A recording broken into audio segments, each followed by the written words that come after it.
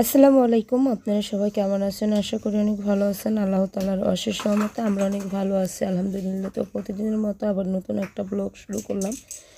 আর ততটা ভালো নাই, অনেকটাই অসুস্থ। যতটা অসুস্থ থাকলে মানুষ অন্য ধরনের কাজ করতে পারে না, ততটাই অসুস্থ। তো সকাল সকালেই ঢাকা আসলাম। যাই হোক, আমার অনেকেই বলতেছিলেন কেন এরকম ননদরা বাড়িতে কেন যাই না, ননদরাও বলতেছিল কেন যাই না বাড়িতে, কারণ আপনাদের যতটুকু পাবলিশ করা হয় ততটুকু আপনারা দেখেন বা একজনের দোষারোপ করেন, মনে করেন যে বিচারের পালায় উঠাই দেন। তো যাই হোক, বিচারের পালায় যেহেতু উঠাই দেন, আপনাদের বইলা লাভ নেই, কারণ আমাদের বাড়ির মানুষগুলোই এরকম, একজনরা আরেকজন খোঁচা মাইরে আমরা কথা বলি।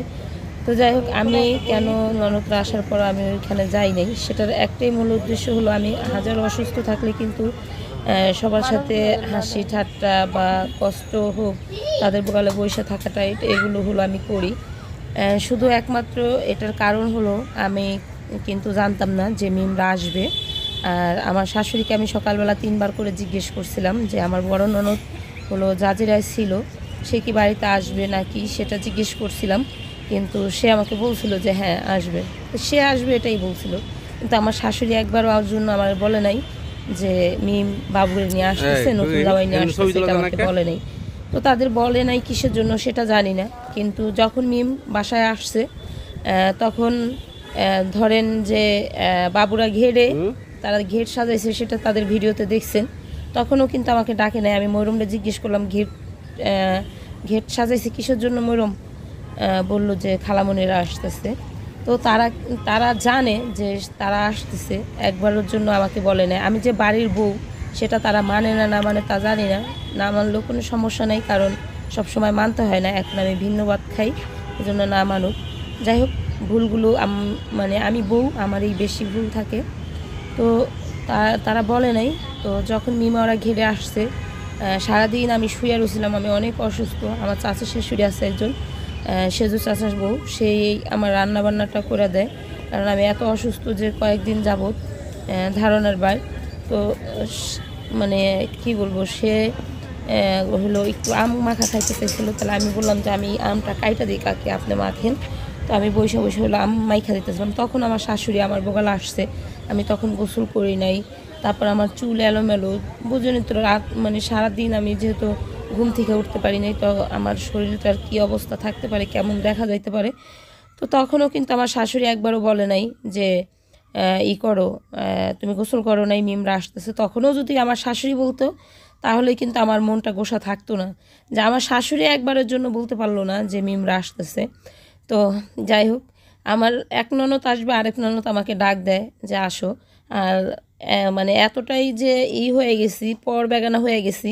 ননদরা কথায় কথায় বলে যে পড়শি বাড়ি, পর বেগানার বাড়ি। তাহলে তো আমি তো পর বেগানাই বলেন।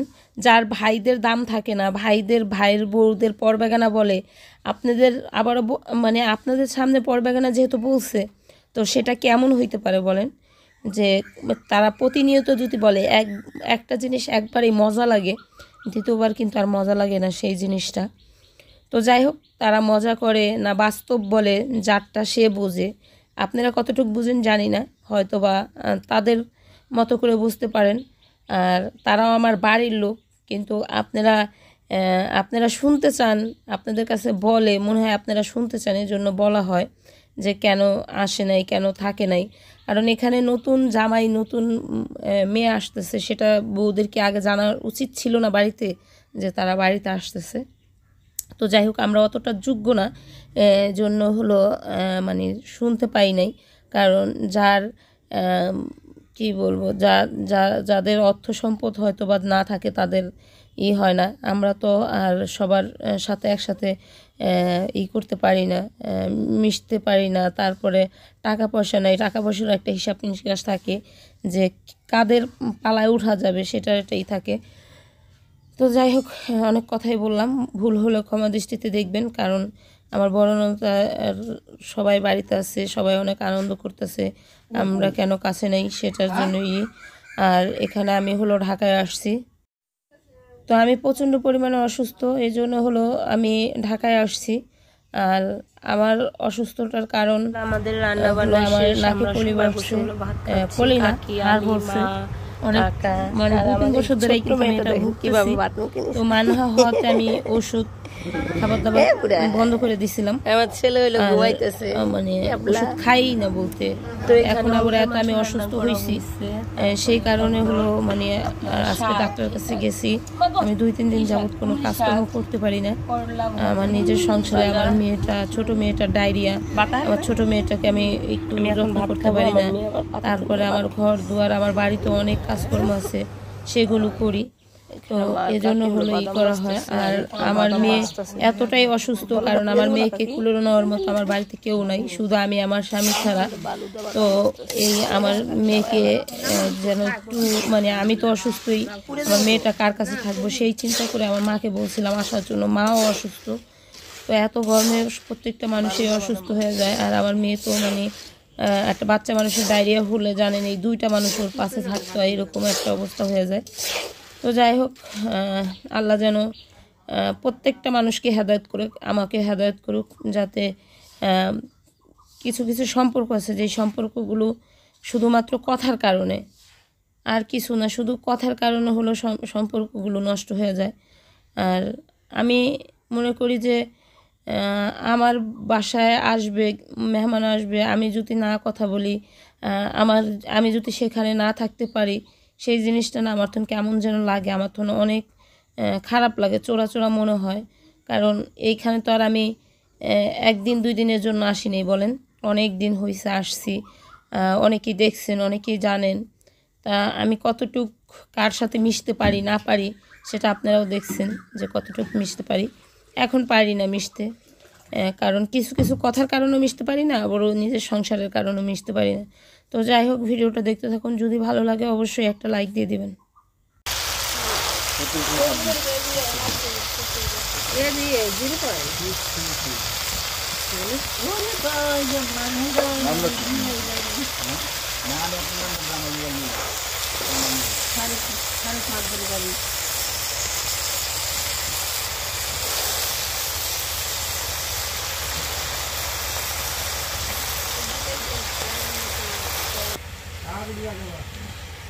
কি লিগে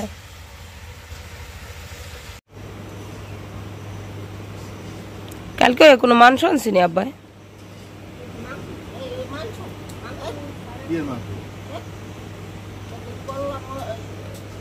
দুপুরবেলা কত হাফার ডিউটি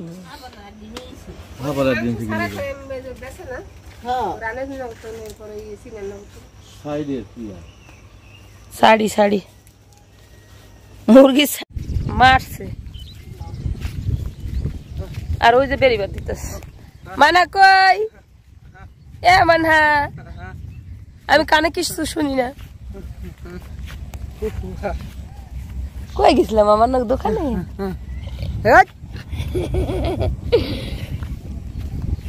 নাই আমি নাই। Tata tata tata. পড়ে দেবা পড়ে দেবা পড়ে দেবা পড়ে দেবা। মানা হলে 2 দিন ধরে আড়ে, আবার চেয়ারে বইতে অনেক কি করে, চেয়ার দেখলেই হয়েছে তাইলে বহন লিখে পাগল হয়ে যায়। আমি বহা দছিলাম কিন্তু আর কুলে করে ও আমার মানে আমার নিয়ে বইও না।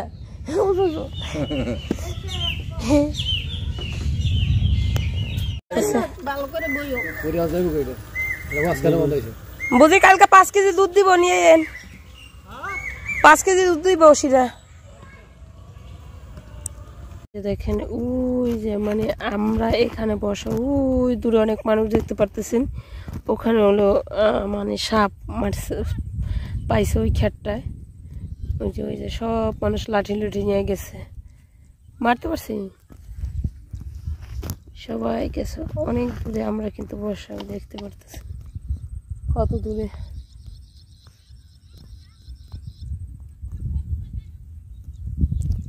মারতে পারছি নি, মারে লাইছে রে, মারে লাইছে।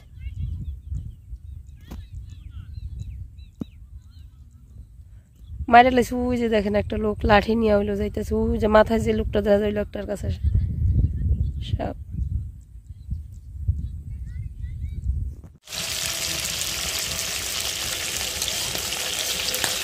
আমি মাছটা হলো ভাজা করছি। এটা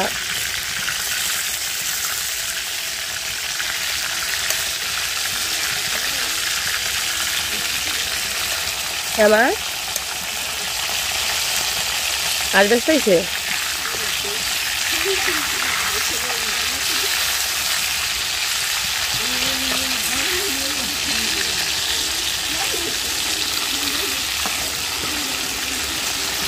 তোর নানু নামাজ পড়বো।